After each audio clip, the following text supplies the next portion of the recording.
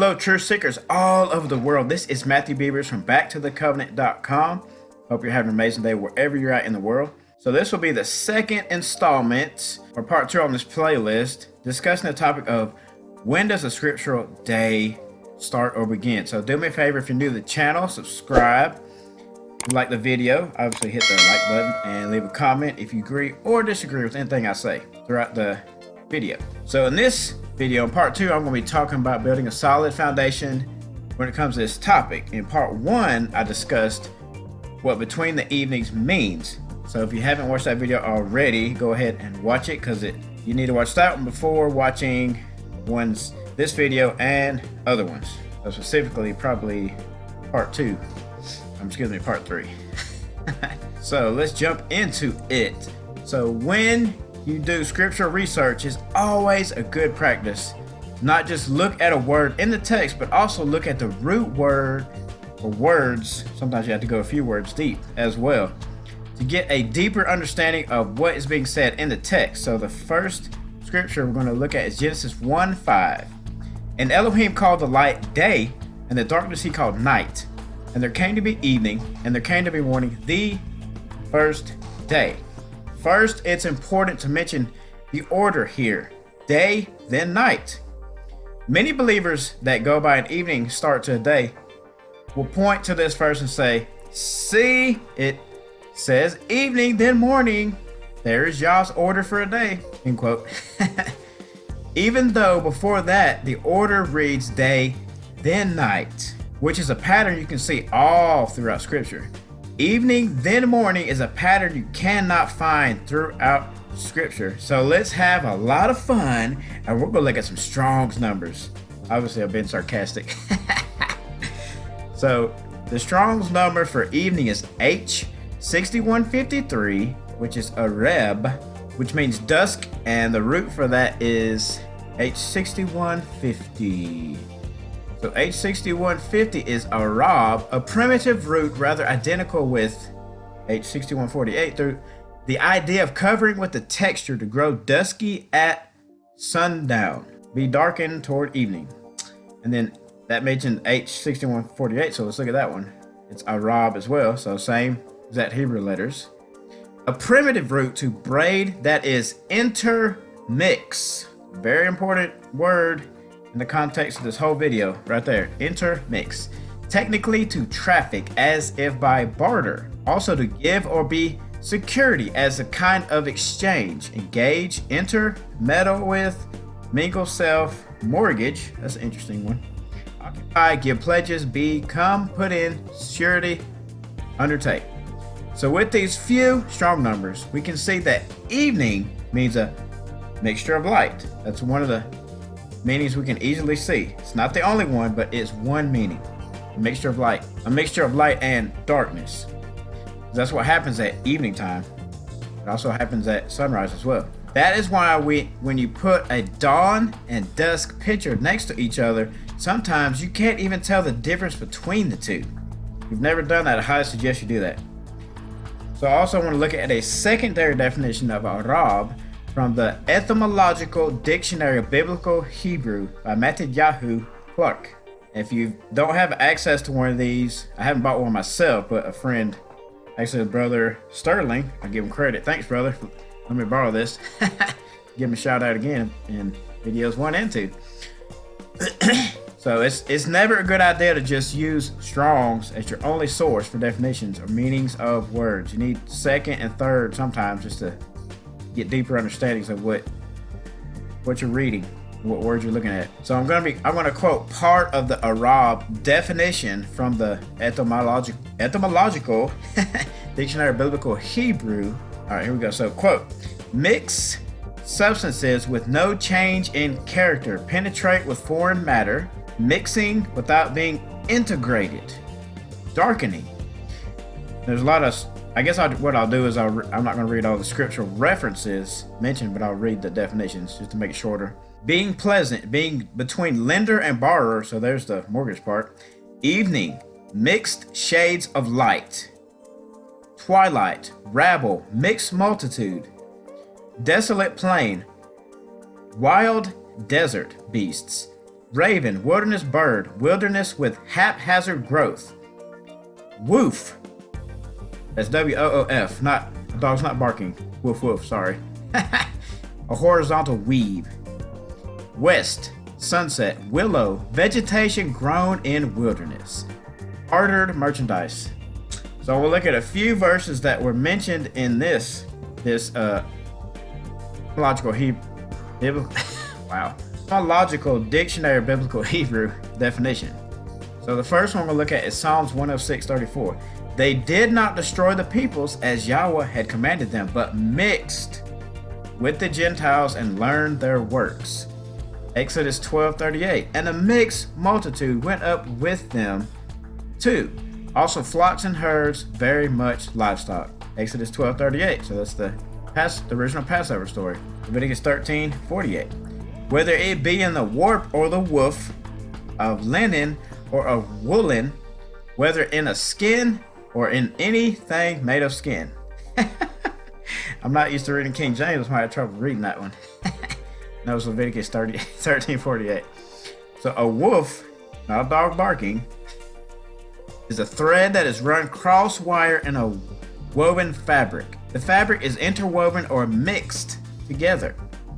We can see one of the main meanings of arab is mixed or mixture, which makes sense at dawn and dusk. At both times there's a mixture of darkness and light. This helps us understand what between the evenings really is, which I went into in depth on part 1. From just before sunset to just before sunrise. In the context of this video series, we have to keep in mind the definition of evening, arab.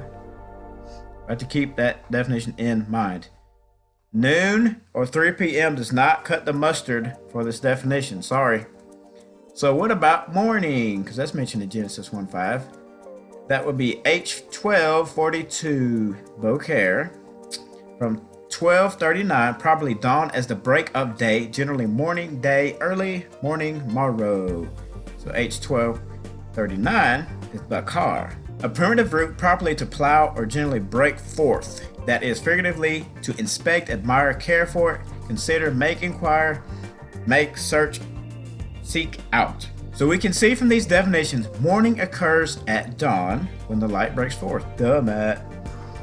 I will try my best not to bore you with a ton of Strong's numbers throughout this video series, if I can help it. Sometimes it's necessary. Thanks for your mercy and patience as I lay down the foundation.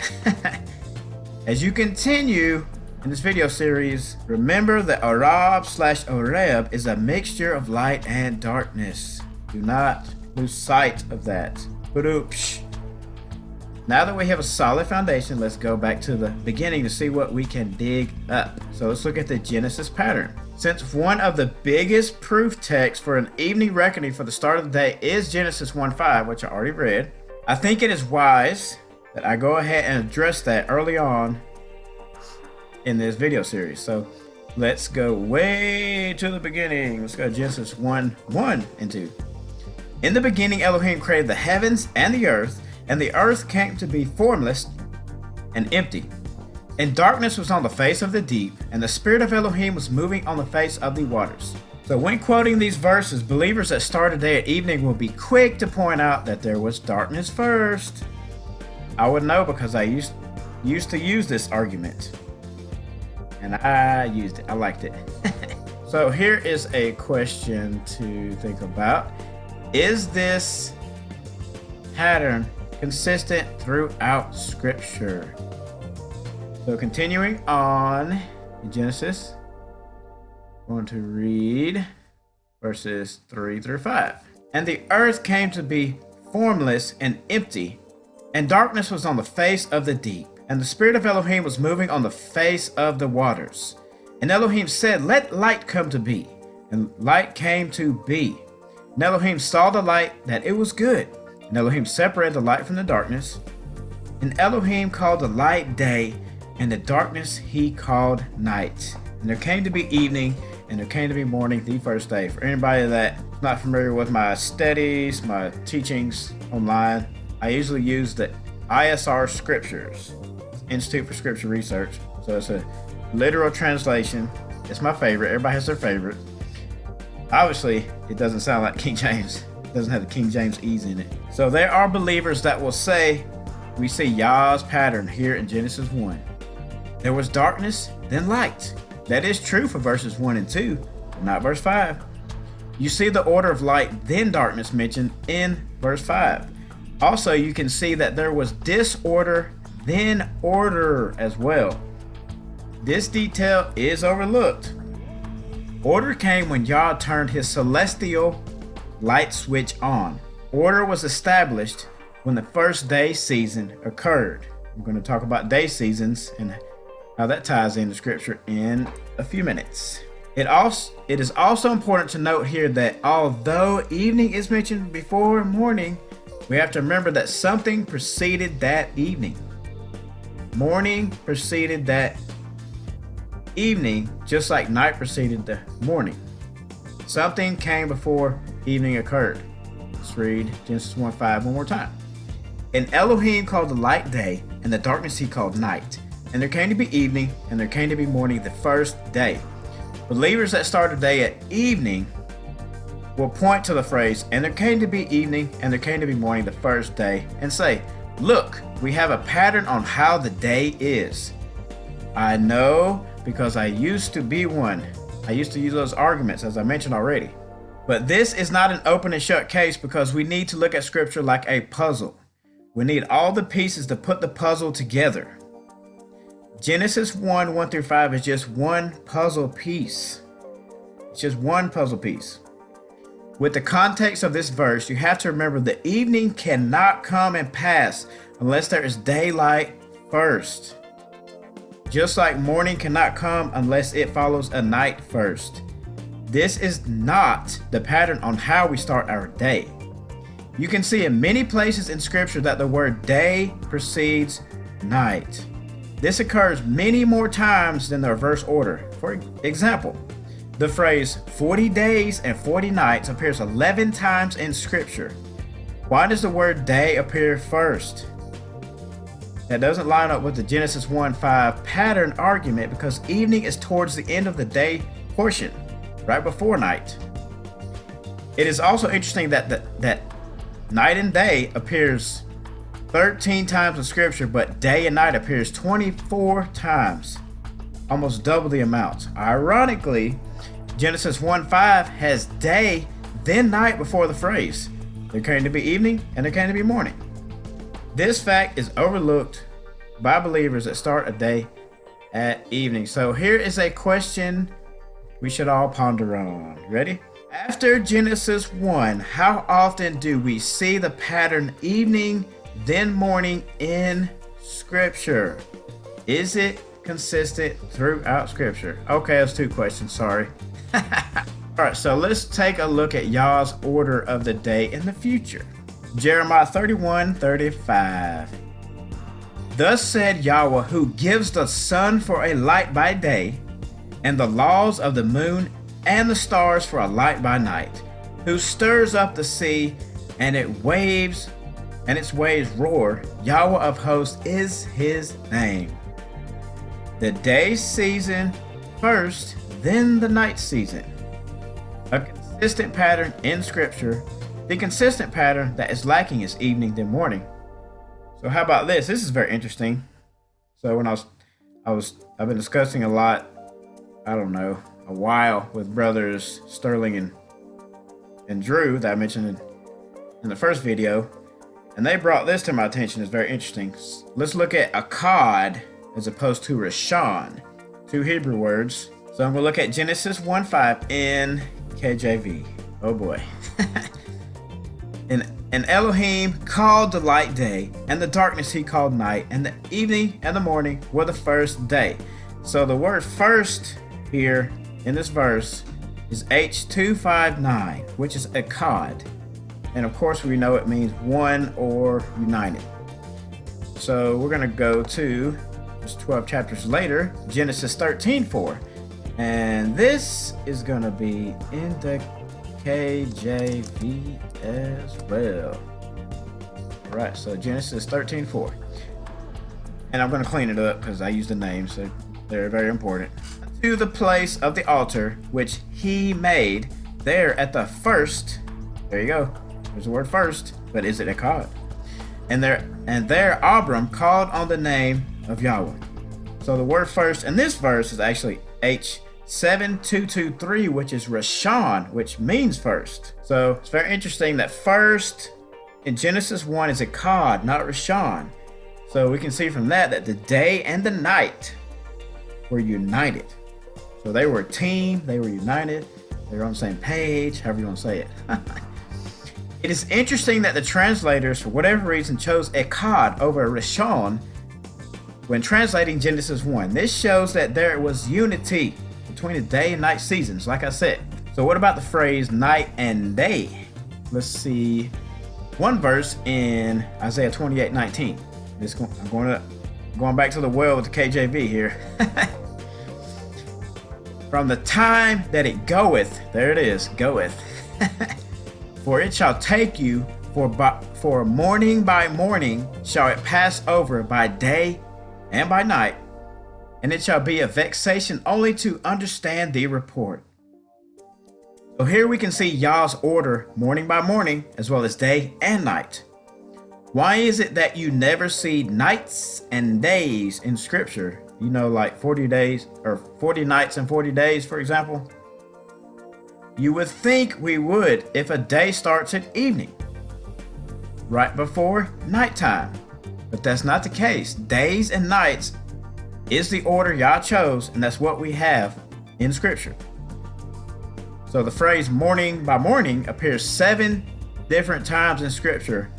So how many times does evening by evening show up? 0.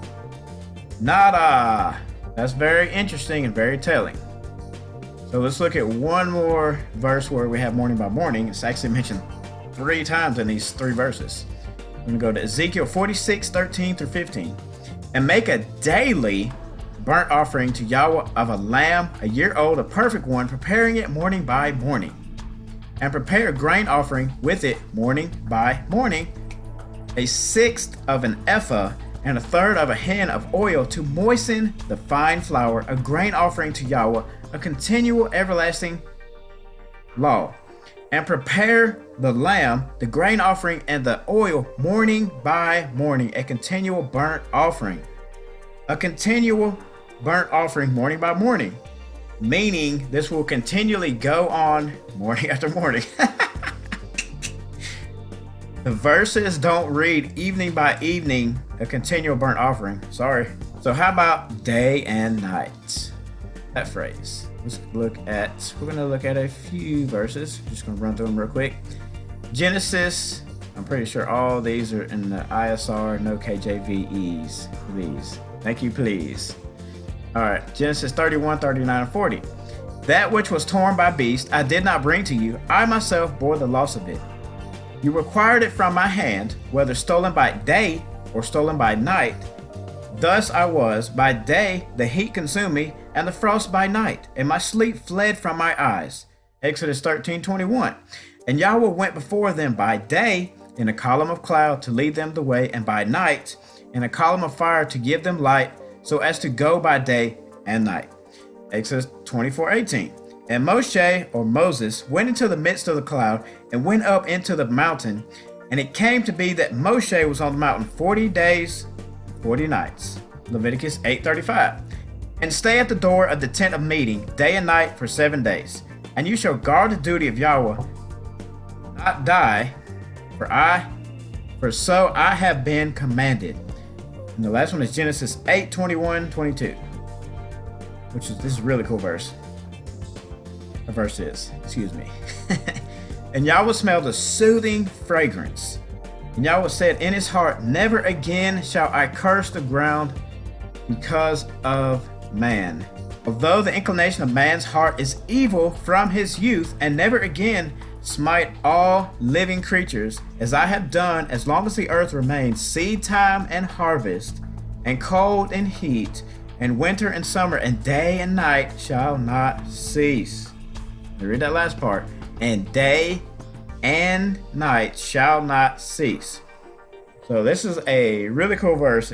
It not only gives details on the order of the day, it also gives order for the year and seasons as well. So maybe we should look to this verse when trying to figure out the calendar.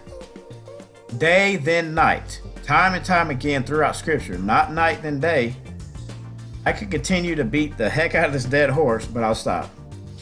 There's tons of verses with the order of day and night. But the fact cannot be discounted. There are plenty of verses with the pattern of day and night in that exact order in Scripture. So let's take a look at a really cool concept that I learned when I was studying this topic. The day and night seasons. So where can we find this concept of the day and night seasons? You can find it in the book of Jeremiah 33, starting in verse 20 and 21. Thus said Yahweh, if you could break my covenant with the day and my covenant with the night, so that there might be not day and night in their season, then my covenant could also be broken with Dawid, or David, my servant, so that he shall not have a son to reign upon his throne. And with the Levites, or the Levites, the priests, my attendants. And in verse 25, thus said Yahweh, if my covenant is not with day and night, and if I have not appointed the laws of the heavens and earth. Yahweh has a covenant with the night, with the day and the night. We must keep that in mind. So when does the day season start?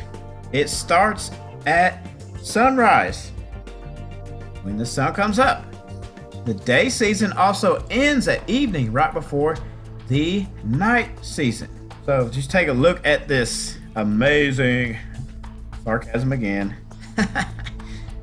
illustration that I've made, and you can see the first visible light, which the coloration is not the best, because if you look outside and you actually look at when the sun breaks the horizon in the morning, it's not gonna look exactly that color, but just doing the best I can.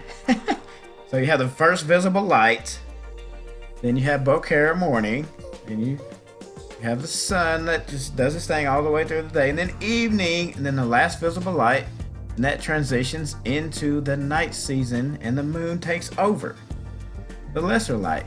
But something that is very interesting is, as you can see in this illustration, that both Bokeh and Arev are part of the day season. They're both completely separate from the night season. So what initiates a new day season? Dawn does. Why would we start our day at evening or sunset at the end of the day season? This makes as much sense as starting a new day in the middle of the night season, aka midnight, like the modern world does. Why not start it at the beginning of the day season in the morning? Like I already mentioned, the concept of day and night seasons is important when looking at different aspects in the Torah. At evening, is it at the beginning or ending of the day season? It's at the end. So let's apply the day season concept to Genesis 1:5, which is one of the biggest proof texts for an evening reckoning for a day. And Elohim called the light day, and the darkness he called night. And there came to be evening, and there came to be morning the first day. So with the way the verse is worded, does it follow the pattern of a complete day season? If we started at evening, yes, if you recognize that something preceded evening. On days 1 through 6, Abba Yahweh created, then once he was done creating, it was evening. If I'm wrong with this statement, someone please call me out on it. Show me.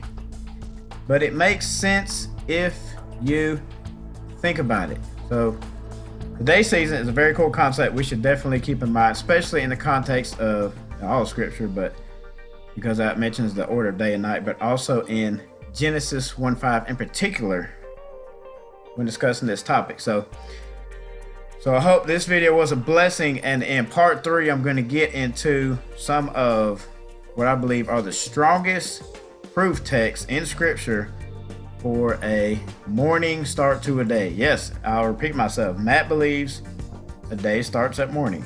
I didn't. For most of the time I've been a Torah, but it's one of those things like you see stuff that you can't unsee. You see information and facts. It's just like, there it is. I don't know how I can have a good rebuttal for that. I just don't know. So if this was a blessing, do me a favor and share it. Leave a comment so we can get this video out to more people. And like I always like to mention, I think I forgot on the last video, get your scriptural shovel out. Keep digging into the Most High's word. Shalom.